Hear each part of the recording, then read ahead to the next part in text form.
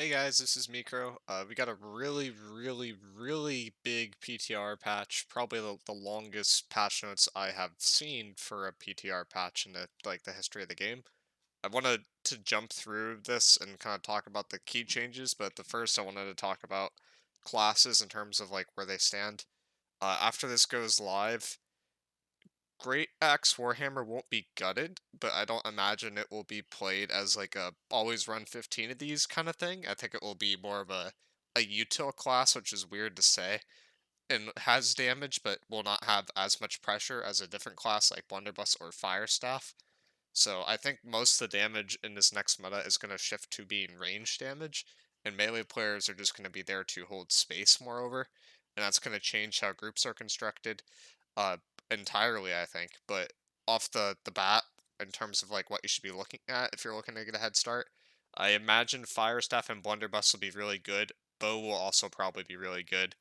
Uh, any musket oriented weapon looks utterly useless next patch, so you're either gonna love that or hate that depending on who you are. Warhammer and Warhammer kind of oriented builds and Great Axe oriented builds look a lot worse due to the passive from 300 strength being changed to 10% base damage to heavy attacks. So this is basically only usable with Greatsword and maybe SNS, but like that's kind of rough. The only reason why I say SNS is SNS has the fastest heavy attack speed in the game, assuming you're not in onslaught stance with Greatsword.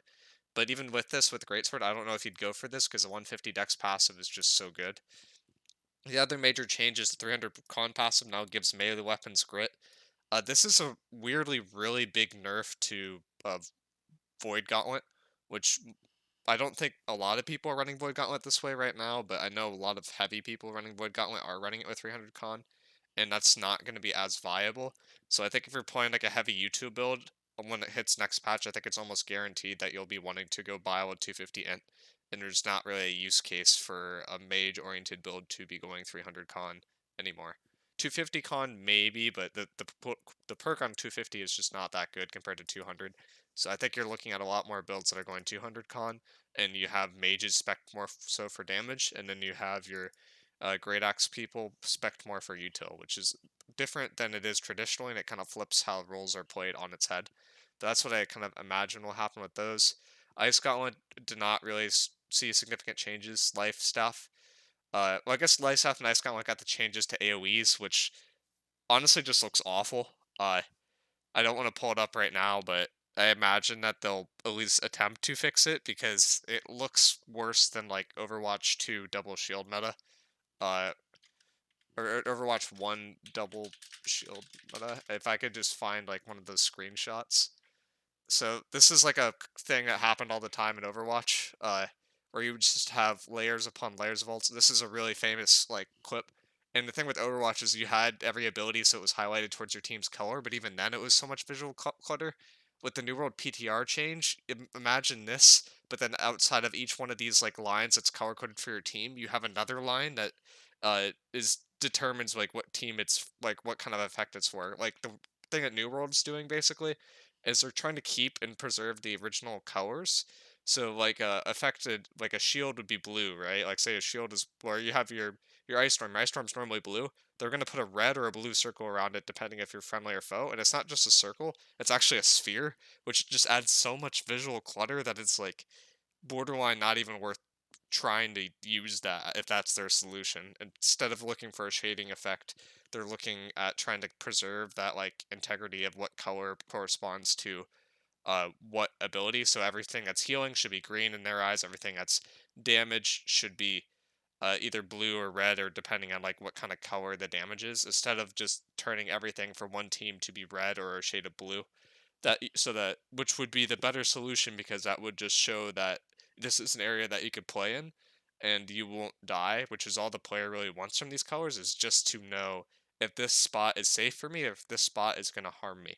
And I don't think they're really getting that message, slash they might be trying to over engineer a solution that just added so much visual clutter that it looks worse than Overwatch did in double shield meta. And Overwatch and double shield meta was like notorious for just being awful for our viewing experience and basically killed the entirety of Overwatch 1 in terms of views on from a competitive standpoint.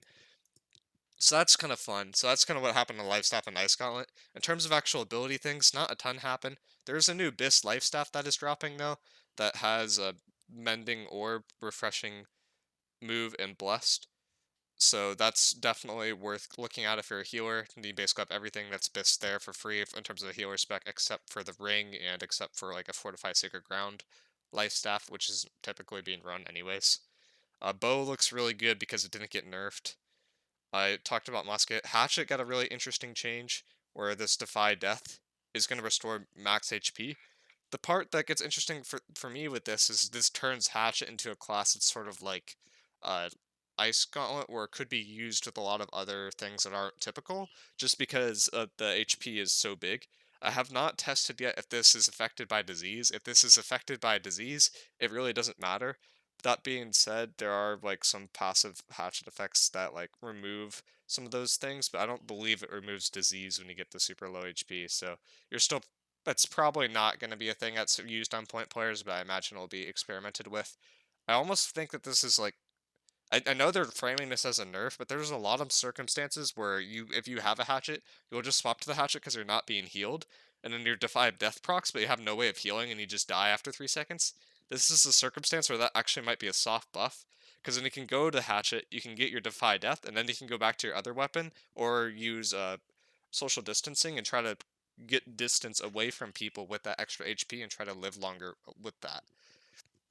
So it'll be something that'll have to be experimented with, but from a light perspective, this is a nerf. From a more tanky perspective, this is an interesting change. They also reduced the cooldown on it, which is kind of interesting. So Hatchet kind of went sideways in my opinion, but it's more oriented towards tankier classes. So we'll see how that goes. In terms of like other weapons, Spear got some buffs that are noteworthy. Void Gauntlet got like a really big nerf with Oblivion, where this is gonna just generate a little bit more stam per second rather than the flat amount. So it's basically one of the passive town buff that you get, like Stalwart, I think it's called. That's what Oblivion's going to be doing now too. So it basically makes it so this perk is not bad, but uh, not necessary for a lot of classes, and kind of just opening up discussion of like, hey, maybe you go Void Blade and just don't run Oblivion anymore because Oblivion's util is very minimal. You go back to Orbit Decay, Void Blade, and Scream, and then you run Diminishing Orb, and then you have the most of the util that you want from Oblivion, but you don't actually have to run it. Void Blade at surface level seems very, very interesting. It seems intended at the moment that this 300 con perk does not work with Void Blade. If this worked with Void Blade, Void Blade I think would instantly jump up to like being an A or S tier build, and it would be considered to be run over Great Axe Warhammer and to directly compete for that spot because it would have about the same damage and it would have strictly more util and it would be a less warded against spec, which would make it super super interesting. But as is right now, this 300 con perk does not work with Void Blade, so Void Blade still suffers from the problem that it always has where it does not have grit, which means that it can only be used off a point successfully, which means that at that point you're better off running a BB, a Fire Staff as of next patch, or some sort of dex weapon other than Void Blade. But if this gets changed and this actually turns out to be a bug and they're going to implement it so that it does work, then I think you'll start seeing Void Blades used in balls more, and I don't imagine people will jump off the Oblivion chain right away, but over time, I imagine people will start cutting Oblivion for Orb and Scream, because with this Void Blade, you're going to be able to pump out a, a lot of Screams and a lot of Orbs due to refreshing fertility and due to refreshing precision. Another noteworthy thing is they changed refreshing move as a whole to only apply to proc off of one person. That did not happen to change with Void Gauntlet, and Void Blade can cleave, which means that if that 300 con thing went through, then Void Blade would just almost strictly be better Great Axe at surface level, from what it seems like, but I could be wrong with that. So that's like super interesting. In terms of like what's actually going to be played, though, there's going to be a little bit less great swords. I don't think that 300 con or 300 strength perk is significant to run on great sword, but the nice part about great sword is that you don't really need to get to that 300 con threshold, unlike a lot of other melee weapons, because they'll really want that grit. So basically what you're kind of coming down to is if you want grit, you're going to be tanking, you're not going to do damage. If you want to do damage, you're not going to have grit. and that's kind of the circumstance that next patch is moving over towards, which inherently will just make it so that ranged weapons are played more. The other really interesting thing is I think SNS got the low-key biggest buff I've seen, and might be on a tier of its own.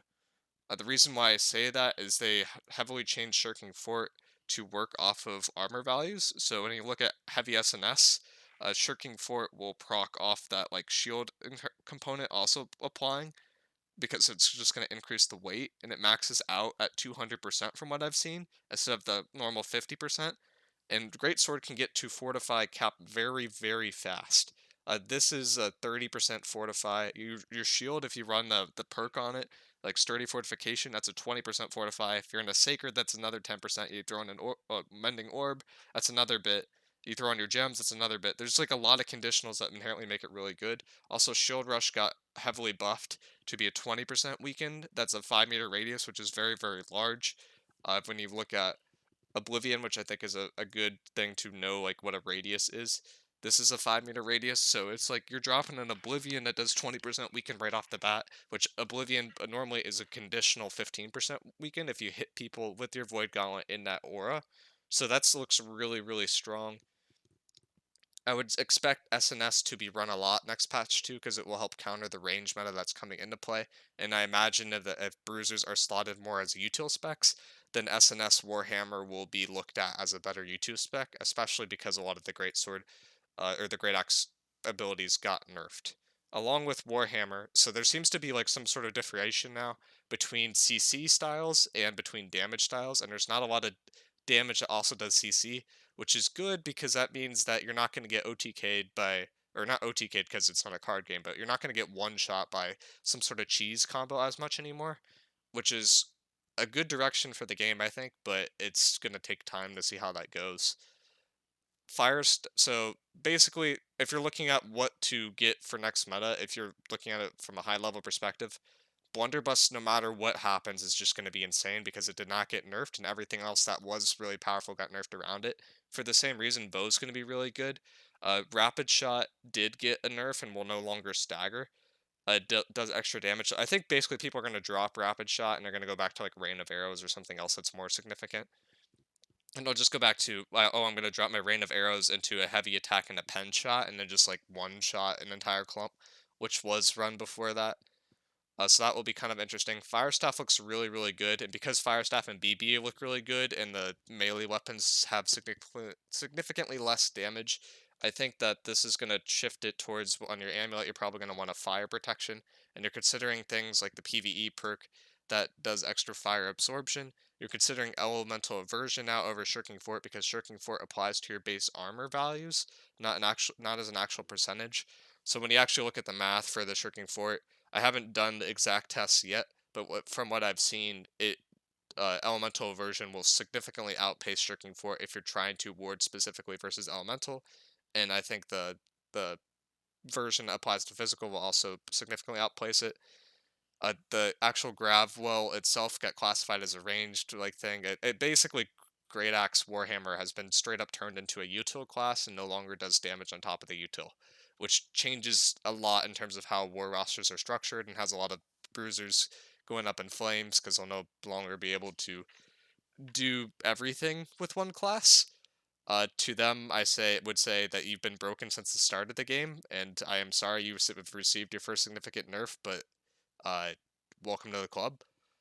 Fire Staff players are rejoicing. Pillar Fire looks really good. Fireballs looks good. Basically everything on Fire Staff looks good. Incinerate looks honestly insane because it has natural grid on it. I imagine that's going to be used on point for meme things that are no longer memey.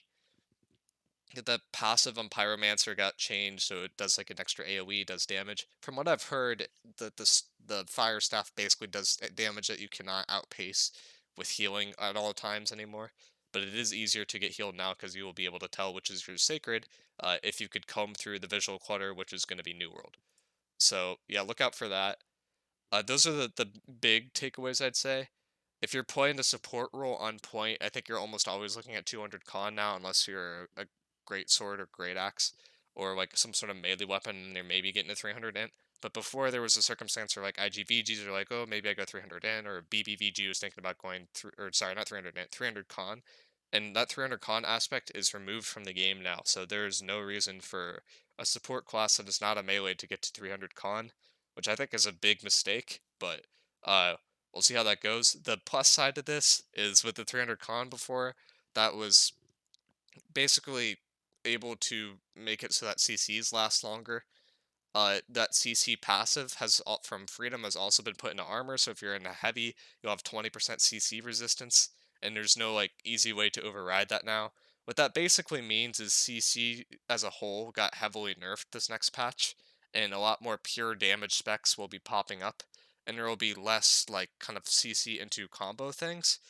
That being said, there are abilities in the game that are not CC that affect as CC. What I mean by that is an ability that's called like a knockdown. So if you're looking at from knockdowns from a macro perspective, like what the knockdowns are going to be the main thing that people die to next patch in terms of like one-shot combos, because they set people up for other combos, and that will not be affected by Freedom. And Freedom's going to be really commonplace because Shirking Fort is kind of utterly shit as a whole, from what it looks like next patch.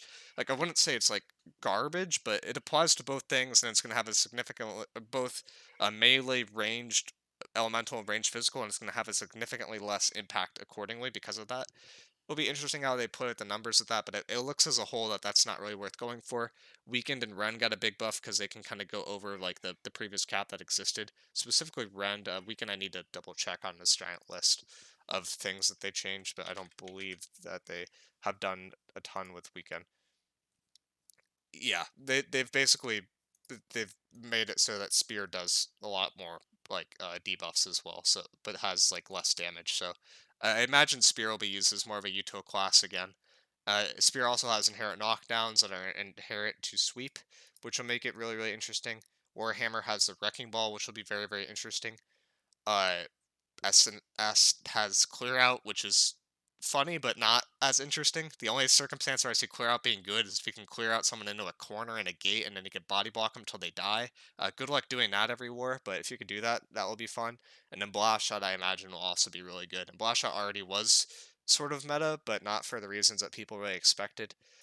Blast shot. The reason why Blast Shot became good is because people wanted to get to this apparatus perk. Why do you want to get to apparatus? If you look at extended perks that are not part of the traditional thing, like if you look at Void Gauntlet, this is a 2-second root, and then it has a conditional 1 second extra. This 1 second extra will not be affected by Freedom. So when you look at this, and then you have an extra 4 seconds, that 4 seconds will not be affected by Freedom, and it ups the slow.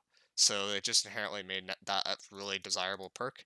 And when you have this tree, it's really hard to go into a Zoth, or impossible actually to get into a Zoth at this point and get into Double Down, which is what people want.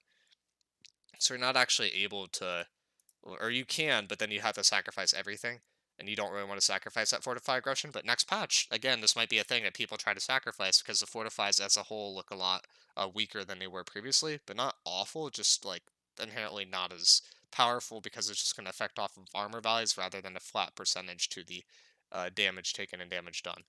So that will be really interesting, but in terms of like what people have been running from a util perspective, this is like what people were running. Uh, Roughly, I forgot to get rid of that. People were running something like this, which is kind of interesting. Um, so you want to like kind of, this is like what people are running before, and I imagine this will be more popular in terms of like a heavy player, but you're not really going to be able to go for this at 300 con like you were in the past. You're going to have to go for this at like a 200 con, maybe 250 int, play for the bile, or some sort of like other off meta spec as is traditional off meta, but then a lot will change next patch. If you're a musket, you're not going to be able to aim anymore. I've seen some clips. You're not going to be able to shoot anything. Musket is essentially removed from the game. Bow is a better musket at long range now. I think it's just going to be strictly better than musket, and there's not going to be any muskets that are going to be run if the current changes to muskets go through, just because the damage is so inconsistent from them that it's then the rewards don't really seem to be there for doing the damage. They managed to nerf the damage of the musket and make it harder to hit at the same patch, which inherently is just going to make it a lot less desirable for people to play, which I like as an OPR player, but I know musket players are essentially not going to be able to play New World anymore because of these changes. So that's that. And yeah, I would just say look out for fire stuff because there's a lot of fire buffs that kind of went through in terms of fire stuff and blunderbuss not get nerfed. There's fire damage is going to be the meta no matter what in terms of damage. So I would look at those like kind of more like fire ambies. I imagine will be the thing that people try to go for, and Great Axe and Warhammer players will still, I imagine, have their slots for a while, but then I imagine over time people will find maybe builds that have better util than the Grav, which people have 75 up to 75% freedom versus, so the Grav effectively is not a Grav, and the only util you will have is basically the fact that you have grit and that you could stand on point and like live a little bit better. So yeah, kind of look out for that if you're a Great Axe Warhammer player. When this patch hits, you are now a util player, not a damage player anymore. So those slots that were previously used for damage players will be filled by other roles. So I would try to, I guess, experiment and try to figure out what weapons you like on the PTR or figure out that out on live. Greatsword looks like to be an almost strictly better version of it because it inherently has grit passively and you don't have to get to that 300 con. So I imagine medium greatsword like hatchet or something similar to that will be played a lot. I imagine medium spear will be played a lot. Hatchet as a whole looks okay, but they kind of nerfed a lot of the things about it, which is probably a good thing. And uh, but yeah, there's not really any other super significant changes. To just look out for what you're warding against and have fun with the PTR because a lot of this stuff changed. And I will see you guys in the next video.